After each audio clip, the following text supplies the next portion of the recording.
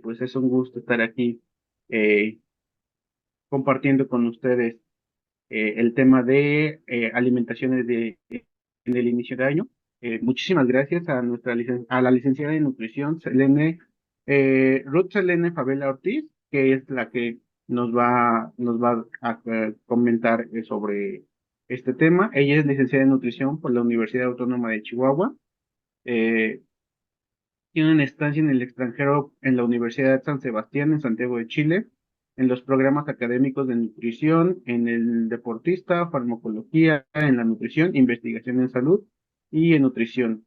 Tiene una estancia nacional en la Universidad de Guadalajara, Centro Universitario de la Salud, en los programas académicos Dietas Alternativas, Nutrición en el Adulto Mayor, Gestión de Alimentos y Bebidas, y actualmente cursa una maestría en Dirección y Gestión de la Salud en la Universidad Autónoma de Chihuahua. Es docente en la materia de nutriología en la Facultad de Medicina y Ciencias Biomédicas de la Universidad Autónoma de Chihuahua y es responsable de la planeación y coordinación del curso de nutrición clínica avalado por la Facultad de Medicina y Ciencias Biomédicas de la Universidad Autónoma de Chihuahua.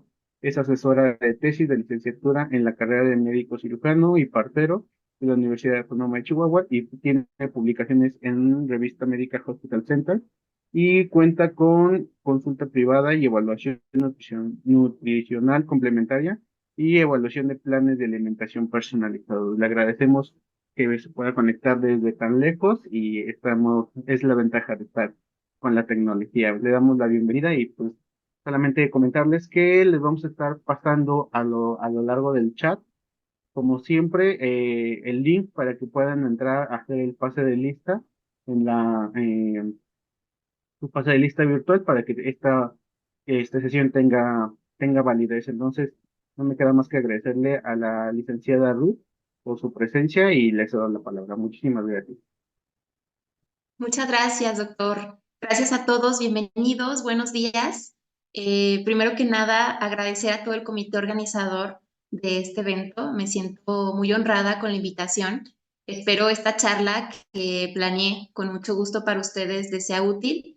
Lamento la reprogramación, pero igual agradezco muchísimo la flexibilidad de poder reagendar esta charla. Y pues bueno, el tema que se me solicitó es alimentación en el inicio de año.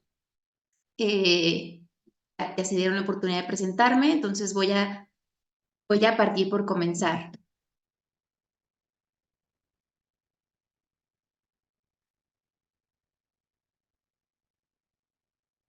Bien, pues bueno, digamos que antes de empezar, por definir un poco cómo es la alimentación cuando inicia el año y qué cambios normalmente se presentan en la población, me gustaría determinar bien el término de alimentación. Y me gusta mucho buscar esta comparativa en donde relaciona la alimentación y la nutrición, pero nos especifica totalmente a qué se refiere cada una de ellas, que normalmente son términos que logramos luego confundir, ¿bien? Y la alimentación me dice que es un proceso voluntario, ¿sí? Es decir, yo decido cuándo alimentarme, ¿está bien? Es esporádico, paro en algún momento y retomo, ¿sí? Es decir, no estoy 24/7 alimentándome. También la alimentación está sujeta a diversos factores sociales, ¿sí? Como probablemente acá en el norte de México, la gente nos reunimos todos los domingos a hacer carnes asadas y demás. Es un factor social que determina mi alimentación y que determina qué estoy comiendo, ¿bien? Factor cultural, ¿no? Estamos ya en temporada de cuaresma, entonces se procura un poquito más el consumo de alimentos de origen marino, ¿sí? Se reduce o se omite totalmente en ciertos días alimentos de origen animal, es decir, mi cultura me predispone a que voy a estarme yo alimentando. Un factor económico, obviamente, dependiendo del recurso económico que yo tenga, va a determinar es lo que voy a estar comiendo, ¿no? ¿Cuál va a ser mi alimentación? Obviamente, qué tan esporádica va a ser. Probablemente haga un tiempo de comida, probablemente haga 8 tiempos de comida. La región geográfica, ¿sí? Norte del país, climas muy extremos, no tenemos la facilidad de tener mucha variedad de frutas, de verduras, ¿sí? Eso obviamente predispone que nuestra alimentación no sea del todo variada, ¿sí? Y obviamente, genera y es un factor que obviamente va a estar sujeto a determinar mi alimentación. Bien, Es un papel social también, la alimentación juega un papel social importante. Me reúno para comer con mis amigos, me reúno a comer con mi familia, y nos reunimos para comer y celebramos cosas, ¿bien? Entonces juega un papel social importante y psicológico también. ¿Sí? Yo, dependiendo de cómo me sienta, ¿sí? Es mucho de los alimentos que yo voy a elegir, ¿bien? Hay alimentos, hay olores, hay ciertas preparaciones que nos recuerdan, ¿sí? A ciertos momentos con nuestra familia, a ciertos momentos especiales, que obviamente determinan mi alimentación, ¿no? Y que probablemente cuando yo la coma haya como hasta cierto punto cierta generación de emociones, ¿bien? En el que disfrutemos un platillo, etcétera, ¿vale? Y entonces, esto es lo que es la alimentación versus lo que es la nutrición, que normalmente pensamos que es lo mismo, ¿bien? La nutrición, y al contrario, esta es involuntaria, ¿bien? Yo no decido cuándo mi célula va a estar ingresando sustratos, ¿sí? Por lo tanto, es un proceso constante, ¿sí? Mi cuerpo no para, no llega un punto en que dice, en este momento la célula no va a recibir nada, ¿vale? Es decir, es un proceso constante que va a depender muchísimo del abastecimiento de ciertos sustratos energéticos, ¿bien?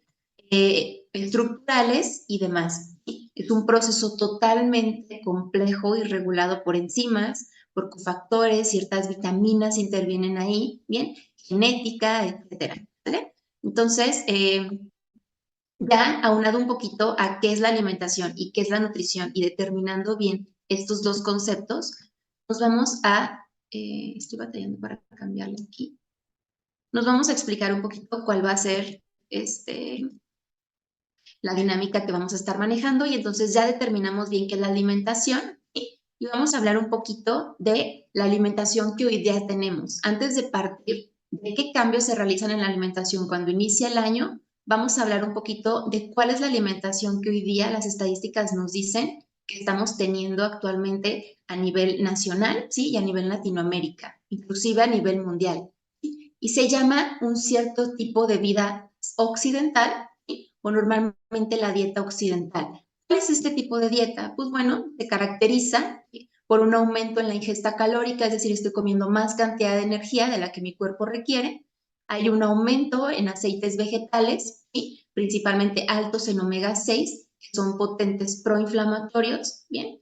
Derivados de a lo mejor el consumo de alimentos procesados, que la mayoría de estos lo contienen. Un aumento de azúcares simples, tanto añadidos a ciertas bebidas y a ciertas preparaciones en nuestro día a día, como en alimentos procesados. La alta demanda de los alimentos ultraprocesados, cada vez se tiene menos tiempo, cada vez vamos por las opciones más rápidas y cada vez la industria nos está llenando con alimentos ultraprocesados, ¿está bien? Llenos de los nutrientes que acabo de mencionar anteriormente. Hay un aumento en el sedentarismo, ha cambiado nuestro estilo de vida y cada vez nos movemos menos, ¿vale? Hay un estrés psicológico crónico aumentado y cada vez estamos emocionalmente bajo niveles altos de cortisol derivados del estrés crónico que se vive hoy día por alguna cuestión económica, emocional, y depresión y ciertas condiciones que nos están generando vivir bajo un estrés. ¿Sí? El nivel de vida tan carrereado que se tiene hoy día está generando que constantemente nos mantengamos bajo un estrés psicológico crónico. Y pues, bueno, la disminución en las horas de sueño, cada vez el día rinde menos y cada vez tenemos que dormir menos horas o por cuestión de trabajo o de incluso por cuestión emocional. ¿Sí? Se presenta mucho lo que es el insomnio, la ansiedad de nocturna, ¿sí? Y esto obviamente está determinando todo este estilo de vida. ¿Y esto qué me genera? Me genera una inflamación crónica de bajo grado. ¿Bien? ¿Por qué? Pues porque es una inflamación que mi cuerpo no cesa, es decir, es una respuesta del sistema inmunitario alterado que me mantiene bajo un proceso inflamatorio crónico. ¿Sí? Y este es el escenario que se vive actualmente. Bien, hablamos un poquito de la alimentación y ahí lo referimos. No sé si ven mi puntero. ¿Lo alcanzan a ver? Sí se ve.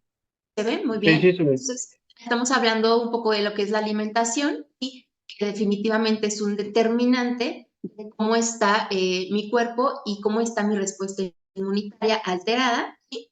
Vemos que también está el factor genético, que si bien no determina como tal la enfermedad, pero sí me predispone entre un 20 y un 30%. ¿Está bien?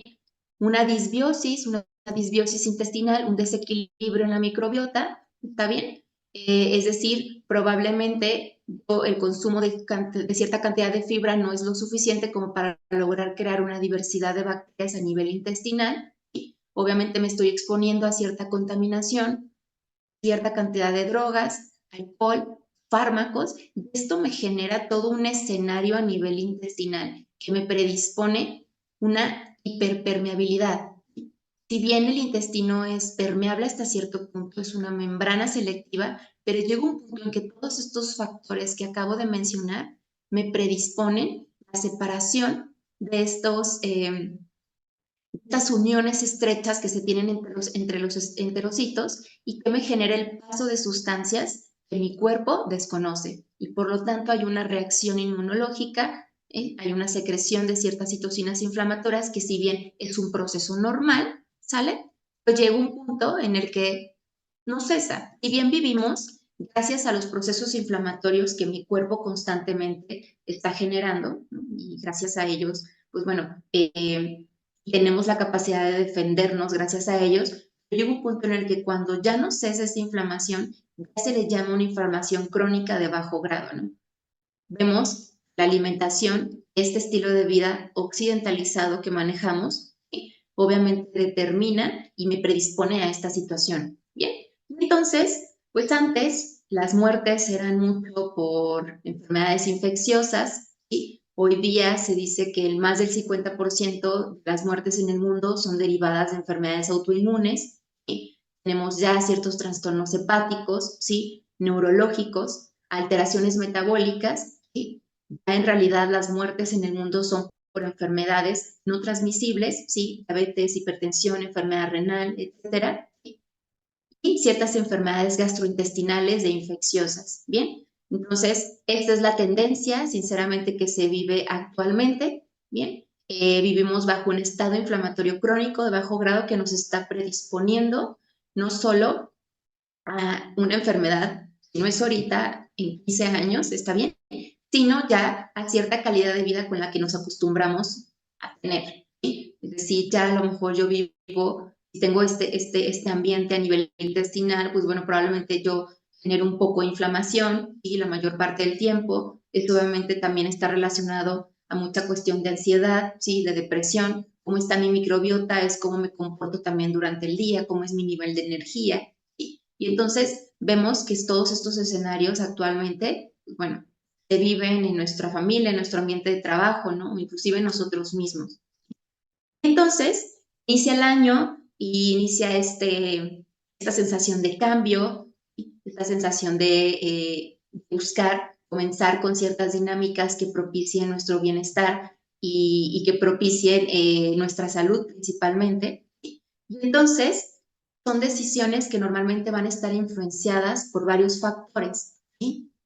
Uno, pues obviamente, región geográfica, ¿sí? Determina muchísimo cuál va a ser, ¿sí?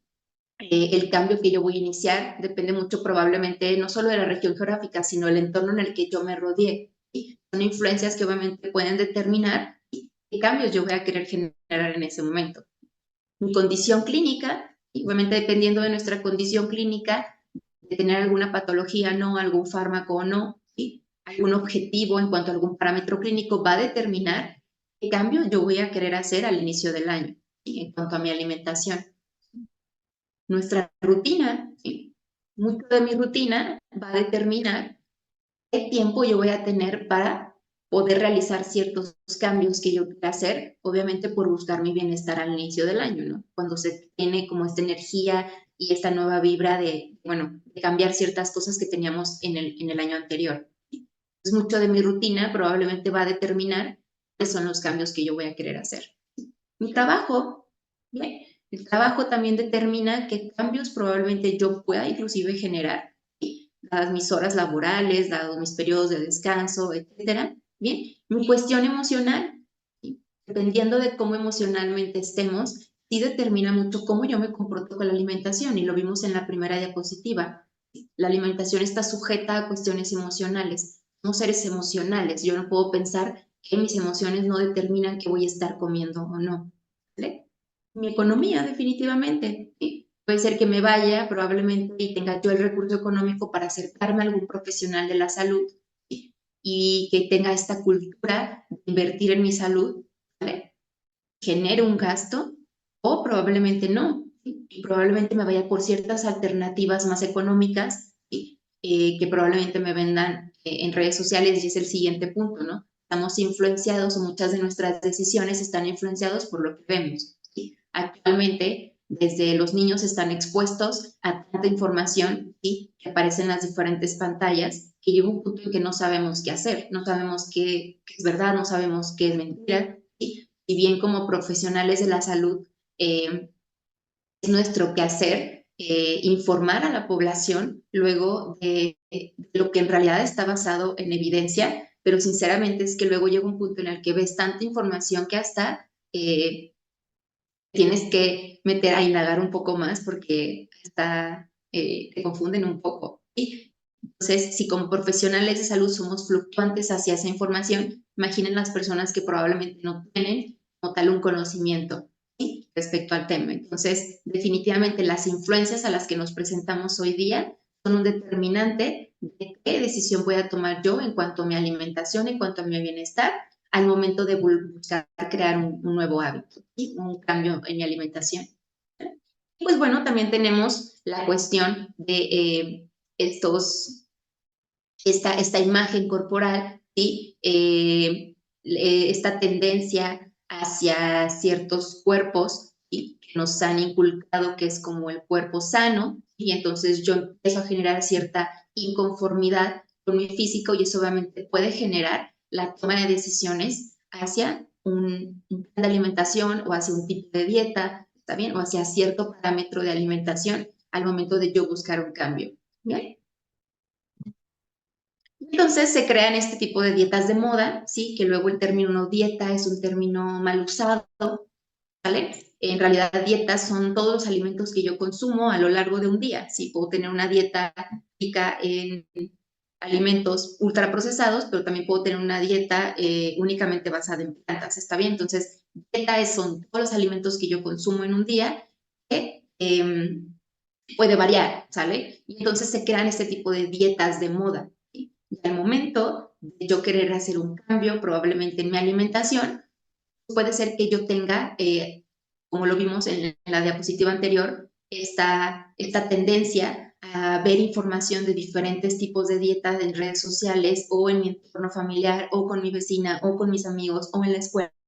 Entonces, este tipo de dietas se vuelven luego tendencia y es probablemente lo que determine cuál estoy eligiendo para hacer este cambio en mi alimentación al inicio del año. Bien.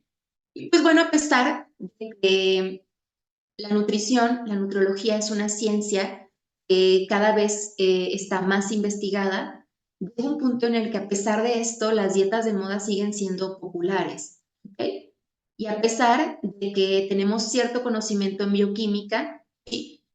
eh, esta gran evidencia que cada vez se tiene sobre diferentes tipos de dieta, obviamente, está respaldando y es como la información con la que nosotros nos defendemos al momento de que nos enfrentamos a tantas dietas tendencia. Y es decir, conocemos los procesos metabólicos, conocemos la fisiología del cuerpo y entonces yo tengo la herramienta para yo poder decir, ese tipo de dieta, ¿ir bien o no? ¿Sí? O funciona o le paras porque hay un efecto secundario significativo. Entonces tenemos la herramienta y el respaldo científico para como profesionales de la salud poderla recomendar o no. ¿Vale?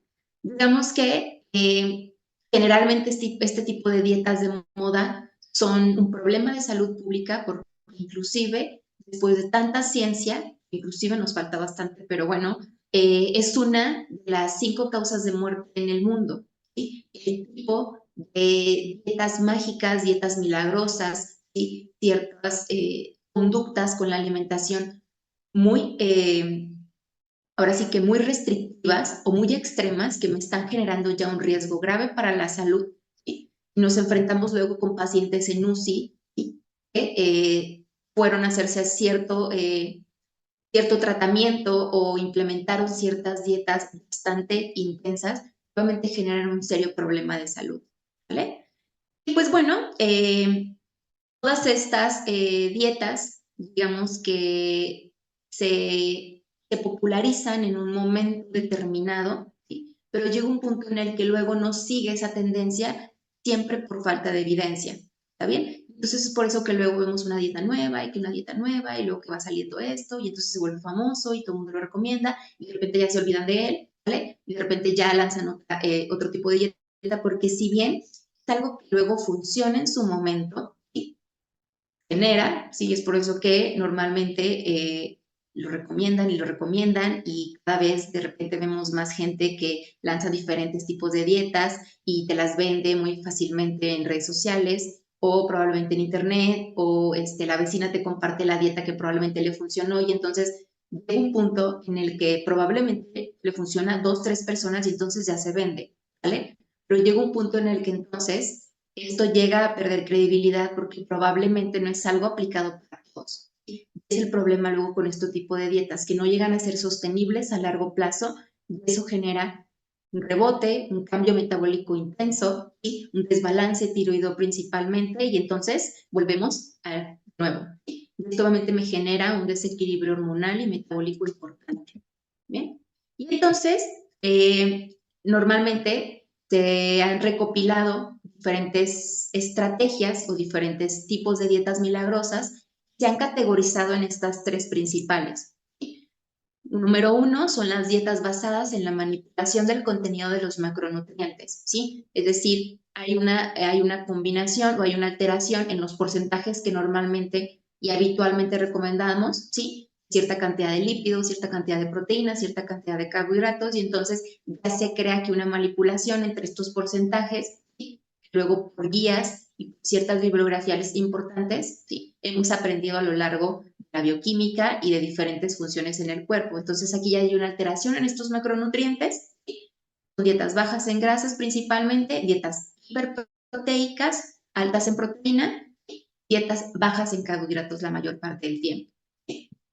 Número 2, a veces, y otra de las categorías importantes, es la basada en restricción, tanto de ciertos alimentos o de un grupo específico en alimentos.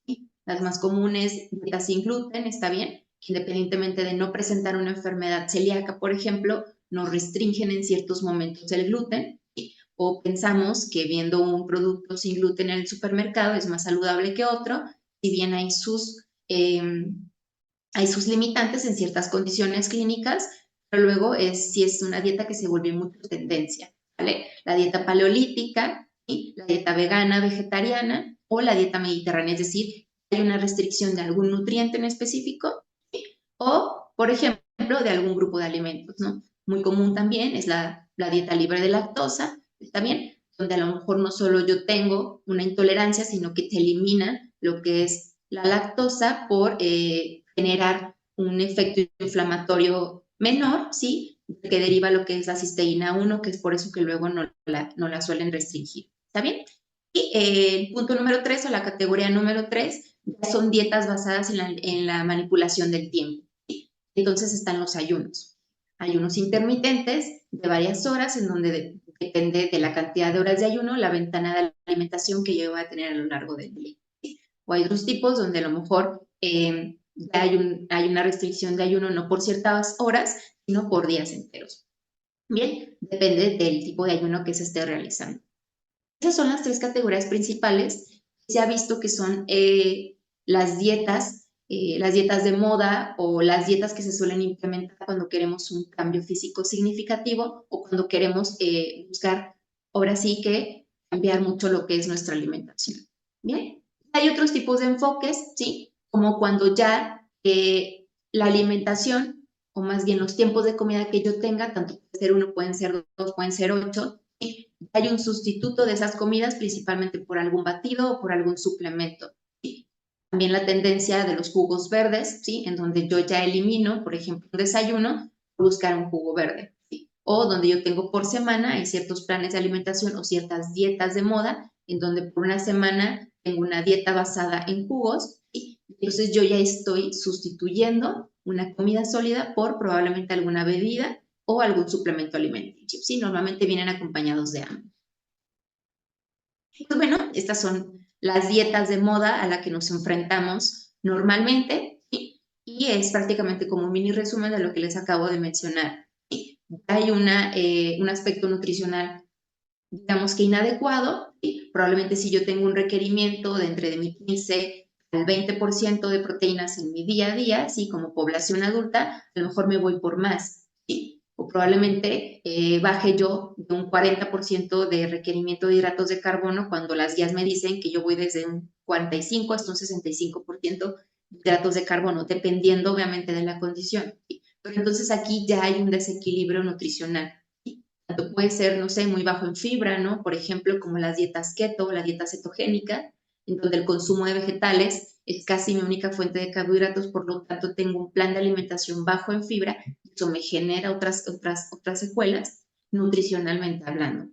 ¿Sí? Normalmente son por pocos periodos de tiempo, no son sostenibles a largo plazo, esa es la desventaja que tienen. Bien, algo que también se puede determinar aquí es que hay un tipo de grupo de alimento que está siendo omitido, ¿sí? O normalmente se quitan las grasas o normalmente se quitan los carbohidratos, está bien. Entonces ya se está quitando un grupo de los macronutrientes, está bien, en este tipo de dieta. ¿Sí? Digamos que hay una alteración psicológica, normalmente son tipos de dieta que sí generan como luego cierto trastorno con la alimentación y si bien ya estamos expuestos a ello y ya tenemos niños haciendo dietas, ¿vale? ¿Por qué? Por lograr un aspecto físico que nos han hecho creer que es el ideal, entonces ya desde ahí empezamos a generar como esta desconfianza con el físico, ¿bien?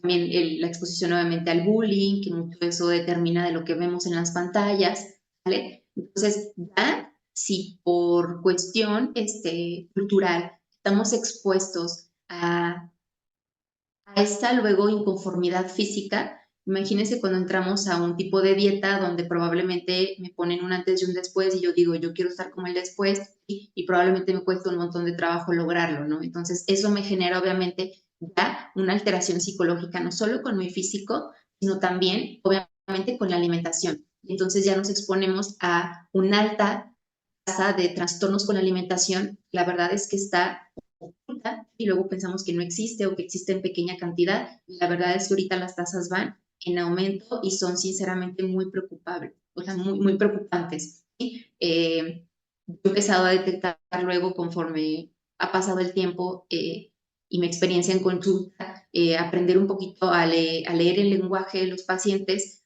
a simplemente poderlos observar y ver cuando ya inclusive entran desde el consultorio y me dicen o me generan con su lenguaje corporal probablemente una inconformidad física o una mala relación con los alimentos. ¿Está bien? Una pérdida de peso rápida, normalmente es como no la venden y entonces yo pierdo peso de manera intensa y no solo estoy perdiendo peso, sino que estoy perdiendo músculo y grasa y entonces entre más peso pierda, pues más masa muscular estoy perdiendo y eso obviamente me hace metabólicamente menos activo y por lo tanto eso me genera un rebote inmediato. ¿Sí? Un desequilibrio hormonal porque sabemos que la masa muscular me hace más sensible a las hormonas, ¿sí? Me crea mayor longevidad, me protege de ciertas caídas, digamos que me hace que yo esté bajo un estado catabólico constantemente y por ende probablemente yo no genere un aumento de grasa tan significativo a pesar de que tenga a lo mejor una dieta muy alta en ciertos nutrientes, ¿no? Entonces, bueno, normalmente es como no lo venden, pero no sabemos que hay una pérdida de masa muscular significativa.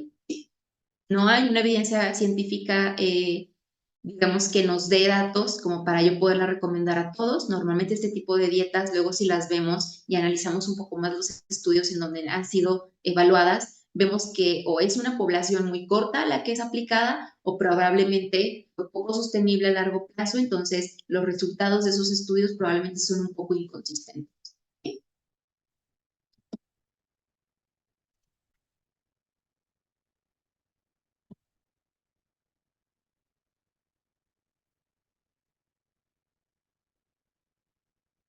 Y entonces,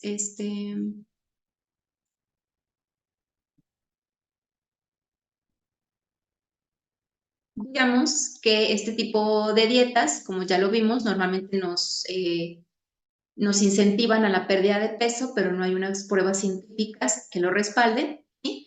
Hasta la fecha no hay una dieta específica para adelgazamiento que sea óptima para todas las personas. Bien, la calidad de los alimentos es importante, es decir, llegó un punto en el que nos dimos cuenta que ya no me importa tanto lo que es la cantidad, sino más bien la calidad de los alimentos, ¿sí? Es por eso que luego el etiquetado cambió muchísimo. ¿Sí? Antes tenían estos rombitos donde me decía cuánto porcentaje de grasa, cuánto porcentaje de calorías tenía de mi día, y ahora no.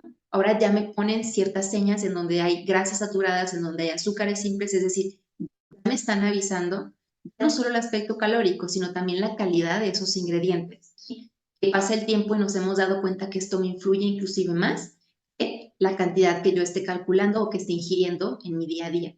¿Vale? Y pues bueno, todas las dietas o todos los tipos de alimentación llegan a lo mismo. ¿Sí? Si yo quiero una pérdida de grasa, lo que necesitamos hacer es un déficit calórico, ¿vale? Y independientemente de la dinámica que se maneje, siempre y cuando hay una restricción calórica es cuando se genera una pérdida de grasa, ¿vale? Y pues bueno, todas concluyen en que la adherencia es importante y es el factor de éxito en cualquier tipo de dieta o cualquier estilo de alimentación que estemos utilizando, ¿vale? Nosotros empezamos a hacer algo que yo no creo que vaya a durar en eso, quiere decir que ese no es mi camino.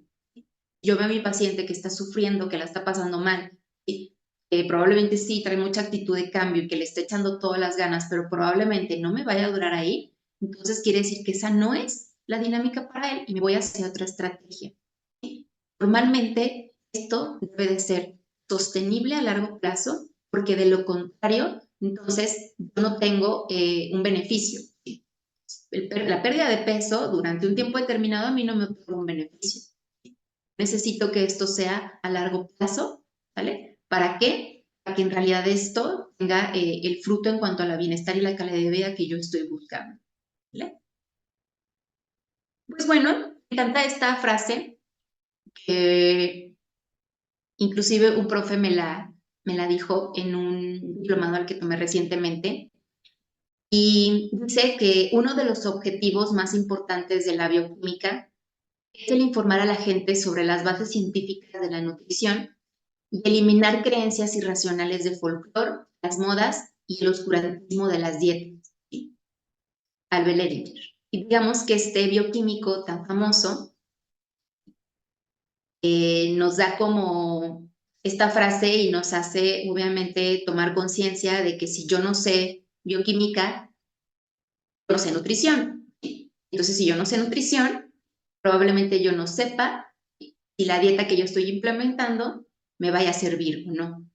Entonces, como profesionales de la salud y conociendo esta parte de bioquímica y de rutas metabólicas y de procesos fisiológicos del cuerpo, yo tengo las herramientas para conocer el proceso fisiológico y poder decir, probablemente funcione o sabes que por ahí no es.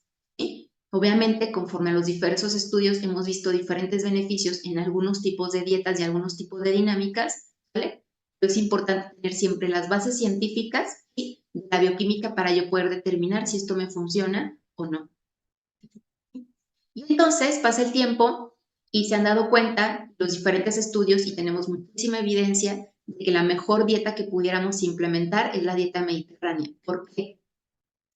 Les mencioné en el diagrama de un inicio que vivimos bajo un estado inflamatorio crónico de bajo grado, por contaminación, ciertos factores externos que probablemente yo no pueda controlar o pueda controlar en cierta cantidad, o ciertas condiciones que yo sí controlo, ¿no? Como mi alimentación y probablemente el consumo de ciertos fármacos, de algunos de sustancias tóxicas, etcétera. Pero entonces me están diciendo que yo vivo bajo una inflamación crónica de bajo grado, simplemente por lo que estoy expuesto.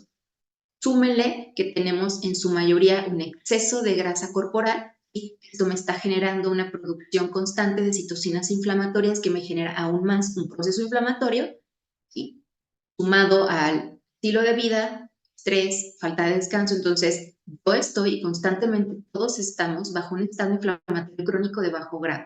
¿Qué tengo que hacer yo? Bajar esa inflamación a la que probablemente ya estoy expuesto simplemente por vivir en cierta región geográfica. ¿Sí? Entonces, ¿qué se ha visto a lo largo del tiempo? Que la dieta mediterránea lo que busca es modular la inflamación del cuerpo con ciertos ingredientes y ciertos platillos o grupos de alimentos en los que se ha evidenciado que tienen un efecto modulador de inflamación. Principalmente la dieta mediterránea es alta en polifenoles, ¿sí? Que se ha visto a lo largo del tiempo y hay muchos estudios de ellos recientemente, que son potentes moduladores de inflamación. Y entonces aquí la describimos un poco y nos dice que la dieta mediterránea, su principal consumo es el aceite de oliva, principalmente extra virgen, ¿sí? Es decir, un aceite de oliva que probablemente veamos en el supermercado que no dice que es extra virgen, probablemente es un aceite refinado en el que ya perdió estas propiedades moduladoras de inflamación, es decir, viene más bajo en polifenoles, perdió cierta estructura y esto obviamente le da cierta desventaja a otros. Entonces, dieta mediterránea, alto consumo de aceite de oliva, principalmente extra virgen, ¿sí?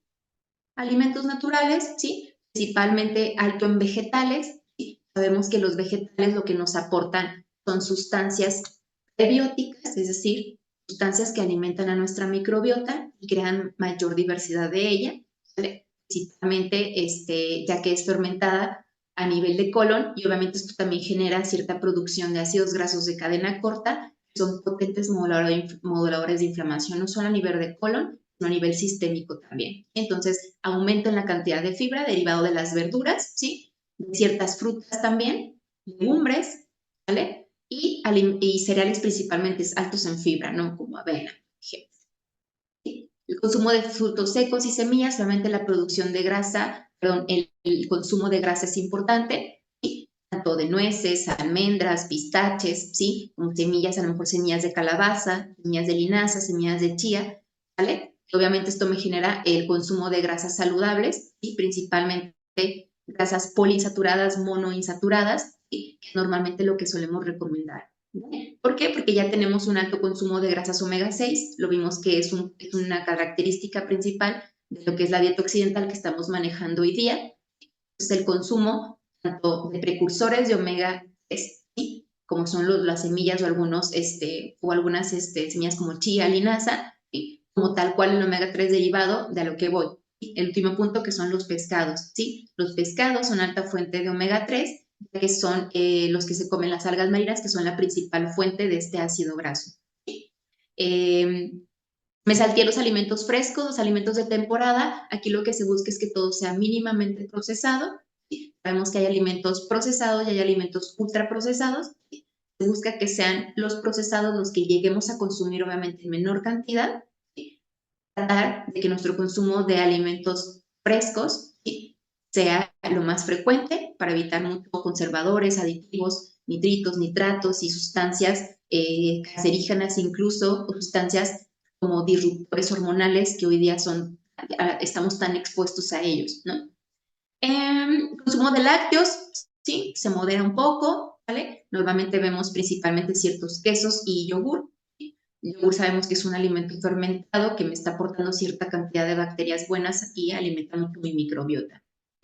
Y entonces, esto es la dieta mediterránea, es lo que actualmente se recomienda. El consumo principalmente de polifenoles, son sustancias tanto moduladoras de inflamación como sustancias antioxidantes, ¿sí? Tanto las encontramos como en el aceite de oliva, como las encontramos en algunas frutas, ¿sí? En ciertos nutrientes, principalmente cacao, cúrcuma, jengibre, ¿sí? O lo que vemos como muy alto en colores son potentes antioxidantes, ¿sí? Lo que son las moras, por ejemplo, ¿vale? Lo que son ciertos cítricos, ciertas verduras de hoja verde, es por eso que se recomienda introducir muchos colores en nuestro día a día, ¿para que para obtener estos nutrientes y por ende obtener este efecto modulador de inflamación, aunque yo ya me exponga a ciertos factores en mi día a día. Aquí se trata de buscar controlar lo que yo pueda controlar. Yo no puedo controlar, por ejemplo, mi rutina de sueño porque tengo una jornada nocturna. Entonces lo que hago es buscar que mis otras decisiones que yo tome en el día sean buscando una modulación de la inflamación.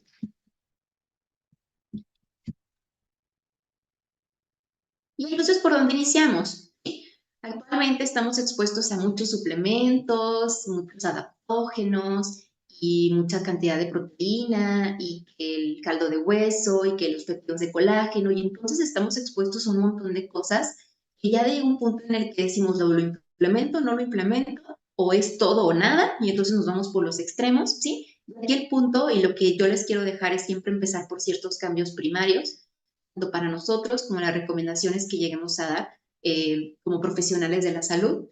Principalmente la actividad física, bien, movernos un poco más. Normalmente creemos que tengo que hacer o las 2 horas de ejercicio en el gimnasio, o si no hago 1 hora no cuenta, o si no lo hago de lunes a viernes no cuenta, ¿sí? Aquí el punto es buscar la actividad física no sea negociable en mi día a día, ¿sí? Yo buscar un tiempo y tener un objetivo, obviamente alcanzable.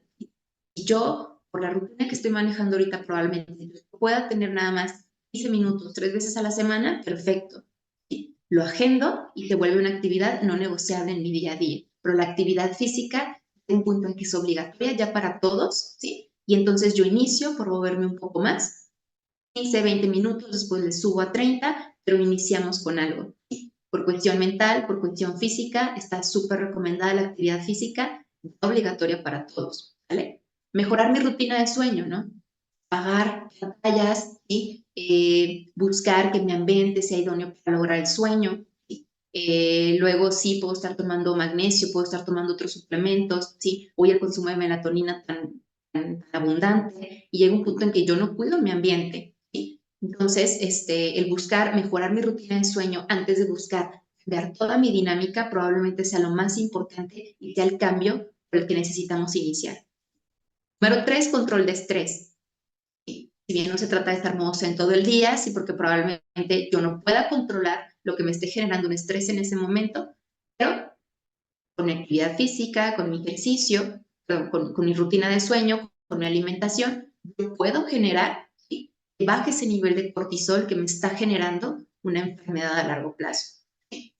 La alimentación, si yo empiezo a reducir simplemente el consumo de alimentos ultraprocesados, yo ya estoy teniendo un cambio significativo, me estoy dejando de exponer a tantos disruptores endocrinos, a tantos aditivos, ¿sí?, a tantas sustancias cancerígenas, a azúcares simples que son proinflamatorias, a grasas vegetales. Entonces, llega un punto en el que si yo busco en mi día a día sea una alimentación 85-90% natural, dejar ese cachito para ciertos alimentos procesados en este momento me son prácticos o que de la industria yo puedo obtener para buscar practicidad, ¿por qué no? ¿Sí? O un poco de economía, como lo queramos ver, ¿sí? No pasa nada, pero es un porcentaje pequeño. ¿Sí? Buscar que en su mayoría sea una alimentación baja en alimentos procesados. ¿Sí? Y entonces ahí ya estoy dejándome exponer a estas sustancias proinflamatorias y estoy buscando, obviamente, un bienestar físico. ¿Sí? Y la salud mental, ¿vale? Trabajar en nuestra salud mental, fomentar la salud mental, que creo que todavía falta mucho. Hemos avanzado en ese tema, pero nos falta bastante. ¿Sí? Entender que somos seres integrales, ¿sí? Somos seres totalmente complejos, en donde es importante trabajar nuestra salud mental, porque obviamente todo eso influye tanto en mi rutina de sueño, tanto en la elección de mis alimentos, tanto en el control de las emociones, ¿sí? Y obviamente me da energía, me hace sentir bien para hacer ejercicio. Entonces todo fluye, ¿vale? Ay, no, me adelanté. Ok. Y pues bueno, ¿qué tenemos que hacer? Principalmente crear un hábito. ¿Sí? Y se dice que para crear un hábito yo tengo que primero crear un sistema. Si yo quiero iniciar a hacer actividad física cuando yo tengo 6 meses sin hacer actividad física, ¿vale? 1 año sin hacer actividad física o probablemente nunca haya hecho alguna actividad física, necesito crear un sistema. ¿Sí? Y este sistema, ¿cómo se logra? Con pequeños cambios. Como lo mencioné, si yo inicio haciendo 15, 20 minutos, probablemente no me cueste tanto trabajo que si yo inicio haciendo 2 horas. ¿Sí? Normalmente nos solemos ir por los extremos, ¿vale? Es complicado luego como seres humanos crear un balance en las cosas, hablando de alimentación, hablando de relaciones, hablando de trabajo. ¿Sí? Siempre crear un balance nos cuesta un montón de trabajo. ¿Sí? Entonces, si nosotros empezamos, ¿sí?, sin buscarse en extremos, sin buscar que este es blanco y este es negro, sino fomentarnos en que todo es forma parte de un balance y hay un ambiente gris, ¿sí? Yo puedo obviamente buscar que ese hábito se desarrolle de la mejor manera. Entonces empiezo creando un sistema. Si yo quiero hacer actividad física, probablemente me sirva, ¿sí?, agendarlo. y anotarlo en mi agenda. ¿Sí? Entonces, de esa manera, yo ya lo tengo como recordatorio, está en mi día a día, está agendado, ¿sí? Y probablemente yo, con el hecho de simplemente determinar ciertas horas de mi día para ello, puedo lograrlo hacer. Dejar las cosas listas, mi ropa lista, ¿vale? Inclusive tener una playlist que me gusta, el crear un ambiente idóneo, probablemente eso predisponga a que este hábito se cree de la mejor manera. Hablando de una actividad física, hablando de alimentación, si yo un domingo me preparo con el supermercado, ¿sí? Probablemente durante la semana ya esto no me cueste tanto trabajo. ¿Sí? Entonces ya no me tenga que ir por otras opciones rápidas y fáciles que probablemente no sean las más saludables. Pero yo tengo que planificar. Siempre me tengo que ir a un paso antes en mi rutina y crear un sistema o de preparación de ciertos alimentos, dejarlos ya listos para la semana, o probablemente de buscar cierta estructura o ciertos horarios, ¿sí? O cargarme la lonchera al trabajo, o buscar la herramienta para yo poderme apegar a ese hábito que yo quiero crear, pero siempre de menos a más. ¿Sí? Acuérdense que el cuerpo siempre se adapta a todo. Tenemos siempre ese proceso de adaptabilidad. Nos adaptamos a dormir frente al mini split con aire acondicionado, pero nos adaptamos a dormir probablemente en otro ambiente. Nos adaptamos a comer alimentos ultraprocesados, pero nos adaptamos a comer frutas y verduras. ¿Sí? El cuerpo siempre tiene esa habilidad de la adaptabilidad y es por eso que siempre tenemos que ir de menos a más para ir respetando los procesos fisiológicos del cuerpo y que esto se cree como un hábito. ¿Vale? Y entonces yo nada más para terminar les quiero dejar esta frase. Creo que llega un punto en el que todos estamos haciendo nuestro mayor esfuerzo por realizar diferentes actividades que probablemente siempre sean como nuestro punto débil o que probablemente en la etapa en la que estamos no lo podemos desarrollar al 100%. Probablemente yo no pueda comer tantas cantidades de verduras como me gustaría, ¿sí? O a lo mejor no puedo leer tantas páginas de un libro como me gustaría, o a lo mejor yo quisiera hacer ese deporte que me encanta, pero a lo mejor el horario no se me adecua con mi trabajo, o probablemente a lo mejor quisiera dormir más temprano, pero estoy estudiando una maestría y por ende probablemente no pueda porque tengo tareas. ¿Sí? Entonces todo el mundo como que está haciendo como su mayor esfuerzo con ciertas cosas. Y entonces la frase que yo les dejo es que haz lo mejor que puedas hacer con lo que tengas en ese momento, lo que esté dentro de tus posibilidades y abraza esta etapa. Probablemente es una etapa en la que a lo mejor podamos hacer 15, 20 minutos de actividad física, probablemente sea una etapa donde a lo mejor mi desayuno, la mi única comida buena del día, abrazamos esa etapa y siempre buscamos ir avanzando. ¿Vale? Muchas gracias.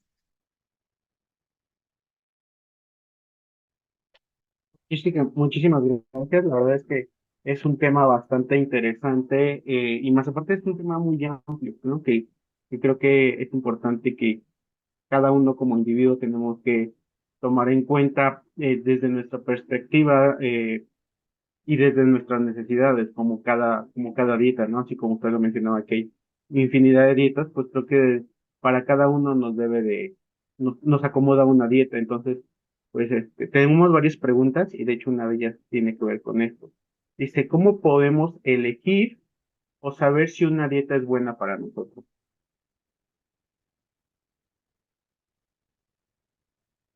Ah, ya la vi, muy bien. ¿Cómo podemos elegir o saber si Ajá. una dieta es buena para nosotros? Digamos que siempre hay que pensar si lo que yo estoy haciendo lo voy a poder mantener durante el tiempo.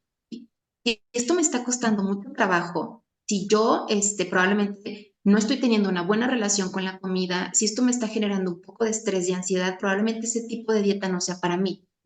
Por ejemplo, ayuno intermitente, que si bien la evidencia científica está en ciertas condiciones, pero si yo veo que probablemente mi paciente está desarrollando cierta inseguridad con los alimentos, cierta mala relación con ellos, y entonces yo restringo la comida por ciertas horas para respetar el ayuno, eso va a generar y va a potencializar el trastorno de la alimentación con el que ella vive.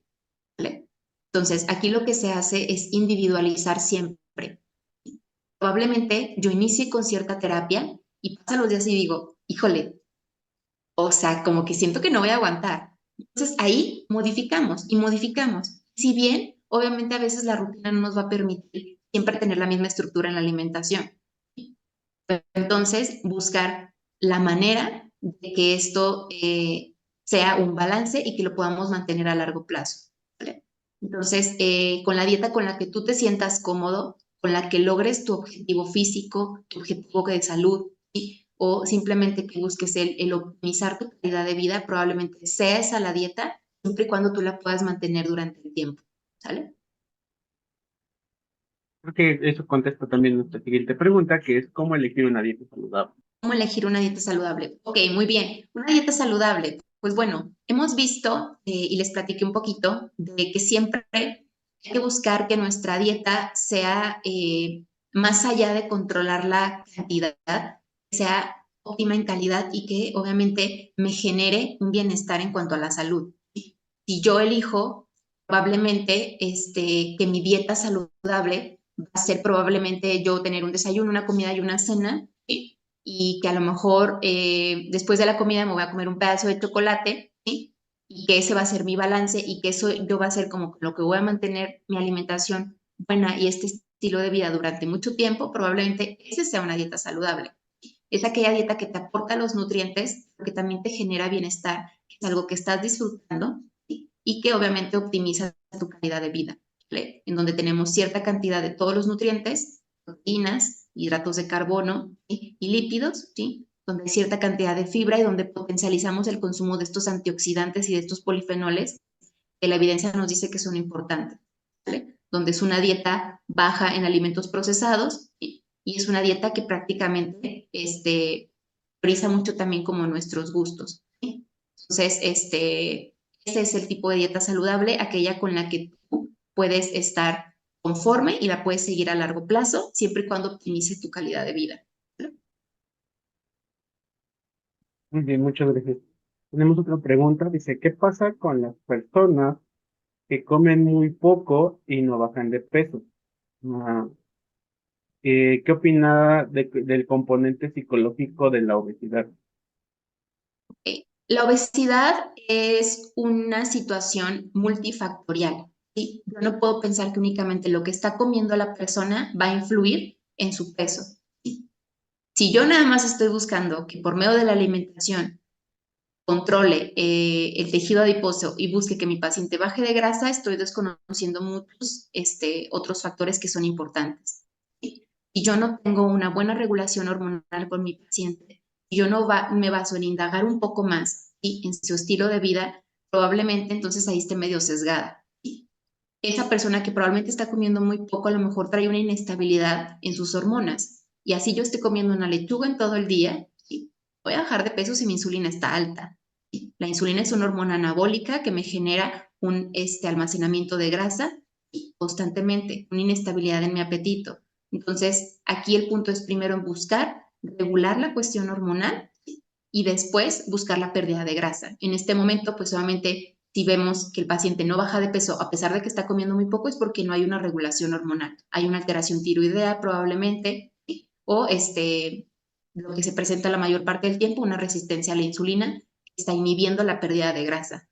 Entonces, ahí lo que hacemos es indagar un poco más en cuál es su estilo de vida, cómo está su cuestión hormonal y partimos primero por buscar optimizar sus hormonas más allá de buscar la pérdida de grasa. Que bueno, la pérdida de grasa va a ser secundaria a. Y el componente psicológico de la obesidad, bueno, somos seres integrales. Definitivamente la cuestión psicológica sí me va a determinar, lo vimos, la cuestión emocional sí me va a determinar cómo es mi alimentación. Obviamente es un factor que sí me genera un desequilibrio hormonal, que vamos a lo mismo, me genera un desequilibrio en todas mis hormonas, principalmente insulina, y eso me genera un almacenamiento de grasa constante y es un piecito en el camino en todos los padecimientos. Tenemos otra pregunta.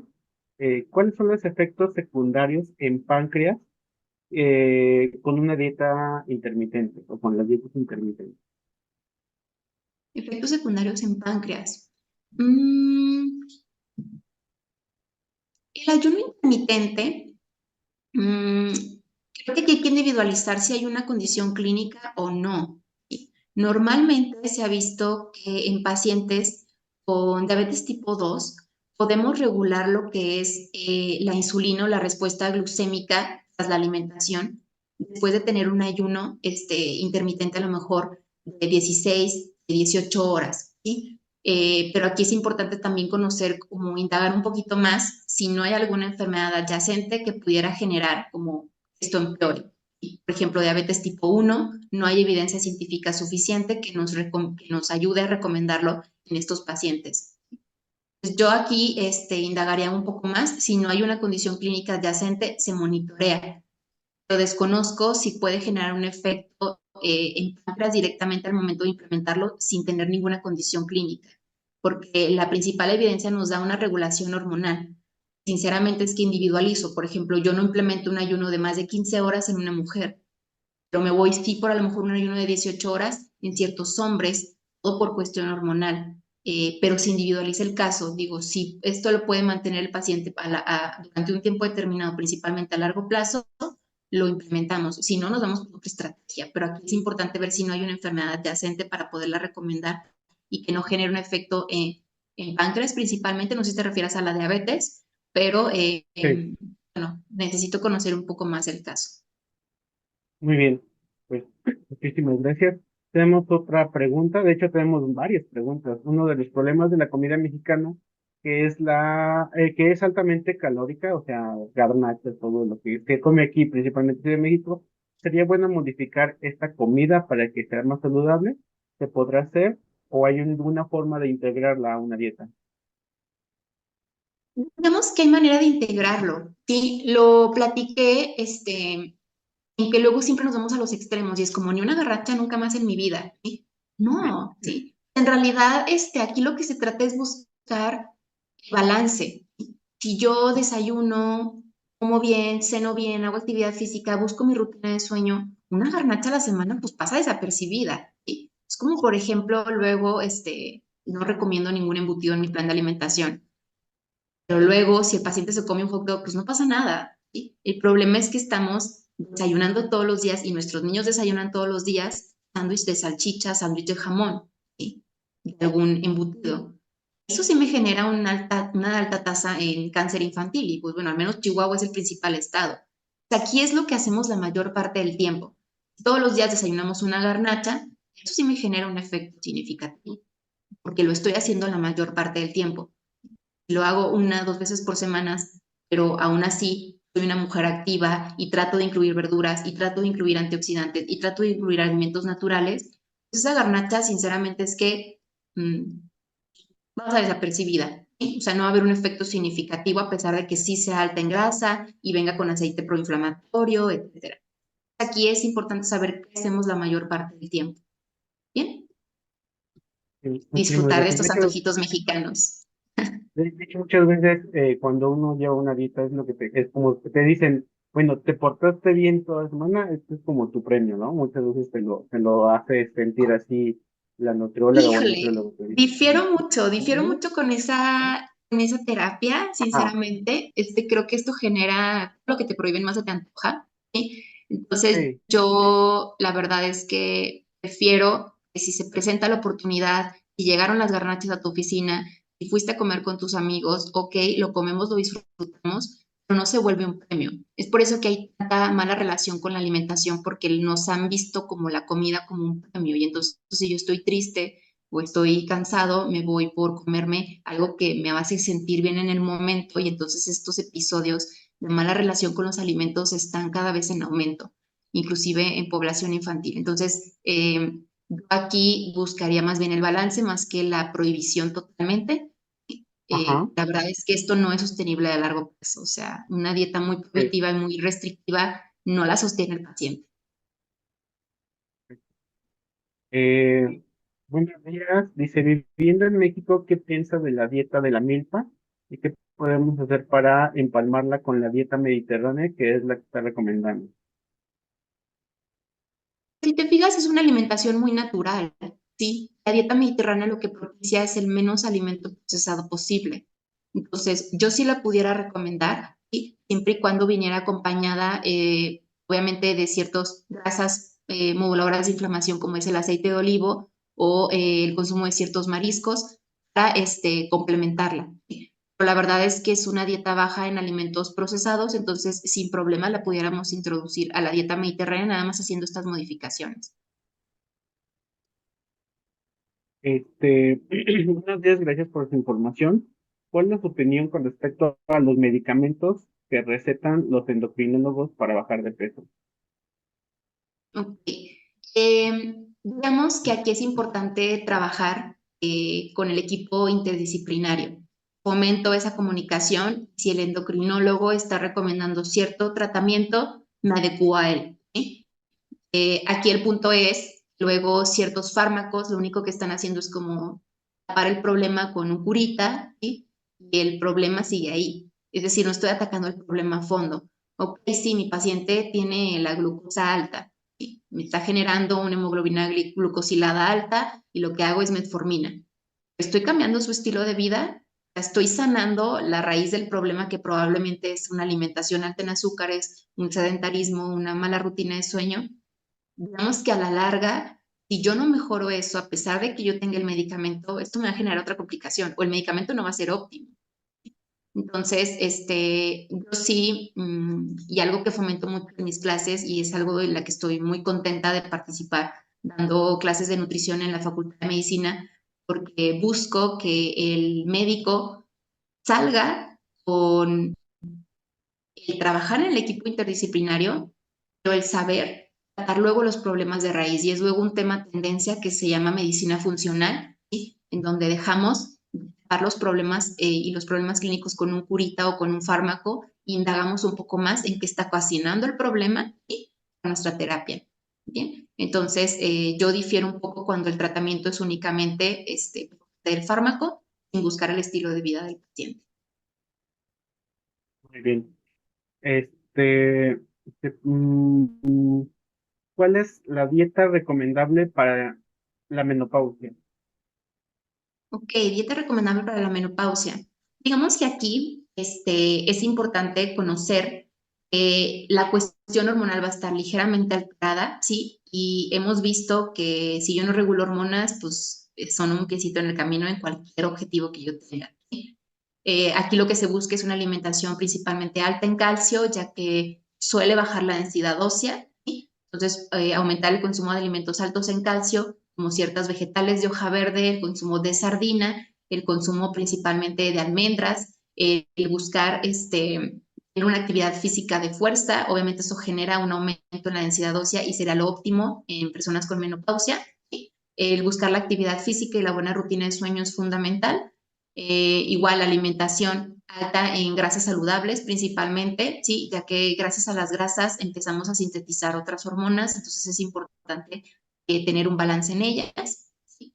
Grasas buenas, buena fuente de proteína, principalmente también para frenar lo que es el proceso de sarcopenia que se presenta en esta etapa, ¿sí? Que inclusive a partir de los 30 años, ¿no? Ya empezamos con cierta pérdida de masa muscular, pero buscar frenar lo que es la pérdida de masa muscular o el entecerla sería lo ideal con una dieta alta en proteína.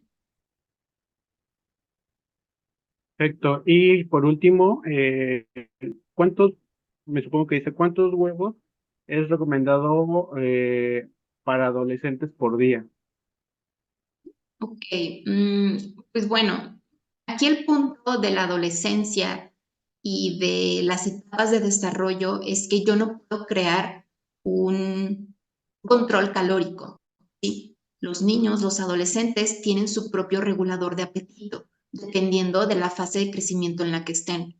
Entonces, puede ser que un día coman mucho, puede ser que otro día coman menos, puede ser que otro día jueguen con la comida y así se la pasan, porque depende mucho como de la etapa del pico de crecimiento en el que estén.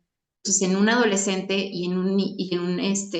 en un ser humano en etapa de desarrollo, no hay una restricción, lo único que se hace es buscar ofrecer obviamente buenas fuentes de nutrientes.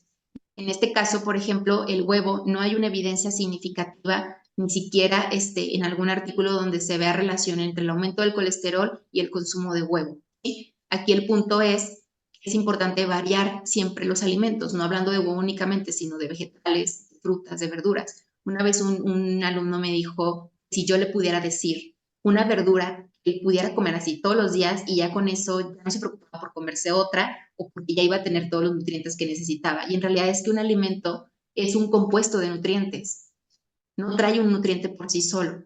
Y obviamente hay alimentos que contienen más cantidad de nutrientes de ciertos que de otros. Entonces aquí el punto es, si yo estoy comiendo huevo, si bien es un alimento donde nada más le falta la vitamina C para tener todas las vitaminas, ¿sí? Yo necesito variedad. Entonces, yo no puedo dar una dosis específica de huevos al día, ¿sí? Pero normalmente podemos variar el huevo con alguna otra proteína y sin necesidad de que sean 5, 6, 7, 8 huevos. Tampoco sé la condición, si es un adolescente sano o bajo alguna condición clínica, eh, pero no hay como un rango de que nos diga cuántos huevos al día es lo ideal. Aquí el punto es recomendar variedad. Tampoco puedo decir, está recomendado tantos gramos de pollo al día. O sea, no existe, ¿sí? Es más bien como el tener la dosis de proteína que se requiere, porque pues, hay un equilibrio en los nutrientes. Ya si nos pasamos de proteína con 10 o 12 huevos, ahí hay un problema. ¿Sí? Pero si yo me paso de proteína de huevo, de pollo, de pescado, es el mismo problema. Aquí es importante variar y ver si la dosis de proteína que estamos consumiendo es la ideal para la edad. Perfecto. Muchísimas gracias. Ya nada más un último comentario. Dice, excelente plática. Muchas gracias y felicidades por el profesionalismo. La No, verdad, gracias a ustedes por la invitación. Eh, espero esta información les haya sido útil. Cualquier cosa, les dejo mi correo electrónico y mi número de contacto personal para cualquier duda posterior a esta charla. Y pues bueno, yo encantada de estar aquí con ustedes. ya nada más una última pregunta que nos acaban de poner. ¿Ayudan las pastillas naturales para la menopausia? Ok, ¿qué pasa aquí con la suplementación principalmente herbolaria? Se subestima su efecto y la verdad es que el efecto es bien fuerte. Entonces, aquí el punto de las pastillas naturales y cualquier suplemento que lleguemos a comprar en cualquier lugar, porque normalmente los suplementos no están regulados, es decir, yo los puedo, o sea, no hay una regulación de suplementos y los suplementos, si se fijan, se venden a libre demanda. Bien, entonces, puede ser tanto me encuentre como un muy buen suplemento como un suplemento de mala calidad. Y la verdad es que esto sí genera luego efectos secundarios significativos. Entonces, no sé qué pastillas naturales o qué componente en específico quieras comprar, ¿sí? Pero yo la verdad es que sería cauteloso, leo etiquetas la mayor parte del tiempo para saber si ese producto pues, bueno, pasó por un control de calidad, ¿vale? Hay buen etiquetado, sigue las normas del etiquetado. Y luego si ya es una etiqueta donde probablemente yo vea que hay, o sea, es de dudosa procedencia, ¿sí? O donde a lo mejor no es, no trae toda la información que yo necesito, no trae dosis o probablemente no trae la lista de ingredientes, pues entonces yo la verdad es que lo consideraría bastante el consumo. ¿Sí? Hay que tener mucho cuidado con los suplementos que compramos, siempre hay que leer ingredientes, ¿vale? Y aquí el punto es, exacto, ¿qué pastilla? O sea, porque pueden ser pastillas de una vitamina, de un mineral que puedo sí recomendar, ¿sí? Pero necesitaría ver como marca en específico e ingredientes y también indagar un poco más en el caso, ¿no? Porque probablemente a veces nos estemos suplementando de cosas que ni necesitamos o de formas que no son biodisponibles al cuerpo. Entonces yo estoy tirando mi dinero. Aquí hay que indagar un poco más, Sí. pero sí te recomiendo leer ingredientes y no subestimar la herbolaria ni estas tiendas naturistas. Es delicado. No es tan regulada la herbolaria o todo ese tipo de cosas, ¿no? Muchas veces ese es el problema, que no sabemos qué tan fuerte puede llegar a ser o que realmente esté dosificada de una manera correcta como lo hace la farmacología en sí. Pues Claro, sí. ya estamos sobre tiempo. De verdad, quiero agradecerle a la licenciada Ruth. Es una excelente plática. La verdad es que es un tema bastante amplio que nos podría dar para muchas horas de estar contestando preguntas y la verdad es que uno como usuario y como persona eh, que no se dedica a esto de la alimentación y que como tradicionalmente lo tenemos, vivimos de la comida y para nosotros muchos de nosotros, la comida es una pasión, más que nada, pues es un tema, son temas muy importantes y que siempre es importante estar al día y estar aprendiendo sobre cómo poder manejar una vida saludable, ¿no? Queremos Definitivamente. agradecerle. No, gracias a eh, ustedes. Ya nada más para terminar, cualquier duda que tengan, tengan la confianza de mandarme un mensajito, un correo electrónico. Estoy abierta a resolver todas sus dudas. Sé que luego es un tema que genera mucha controversia y que normalmente estamos enfrentados a muy poca información y mala información. Entonces, este es como concuerdo totalmente con usted, es un tema que sinceramente nos pudiera llevar mucho tiempo, pero bueno, espero haberles dado las herramientas básicas para poder elegir y hacer cambios significativos en su día a día que obviamente optimicen su salud. Y pues bueno, espero volver a coincidir con el equipo en futuras ediciones. Muchas gracias. Perfecto. Muchísimas gracias. Pues siempre están las puertas abiertas para todos ustedes.